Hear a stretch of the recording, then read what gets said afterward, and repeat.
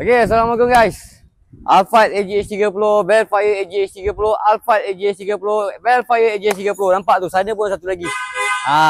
Ada G30, ada Raptor. Okay, so belakang saya ni Toyota Alphard AGH30 tahun 2019. Okay, kereta ni pemiliknya datang daripada Kelantan. Kebanyakan Alphard ataupun Velfire model AGH30, tak kisah 30, 20 ataupun 10, memang rasa berbuai. So bila bawa tu memang takkan rasa sedap. Confirm. So kepada you guys yang menggunakan Alphard Velfire AGH30 2010, kena tengok video ni, okay? So kereta ni datang dari Kelantan, bawa tak sedap. So kereta datang, saya bawa masuk mixing tester, you guys boleh tengok bacaan dia. Semua 20 lebih, 30 lebih, depan kiri, depan kanan, belakang kiri, belakang kanan, memang tinggi bacaan dia. Sebab itulah rasa berbuai. Jadi kita buka absorber tu, jangan kena bacaan macam tu, kita tekan.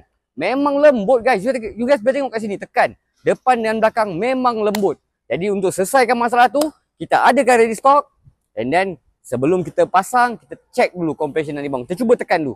Memang keras. Tetapi belum tentu betul-betul keras. Saya takut nanti kita buat-buat keras, okay? So kita dah siap pasang semua. Kita masuk dekat machine tester semula.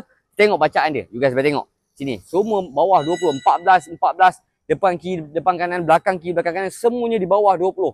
Jadi dekat situlah bukti kekerasan absorber tu. Tetapi jangan risau. Dia takkan hilangkan comfort you guys. Jangan risau. Dia takkan hilangkan comfort. Okay. So itulah dia result untuk AGH30. So kepada you guys kat luar sana, menggunakan AGH30, ada masalah berbuai, jangan risau. Masuk dekat link bio saya, tekan dekat bawah ni. Ada nombor saya. Roger saya direct. Kita settlekan. So jumpa lagi dalam video seterusnya. Bye bye. Assalamualaikum.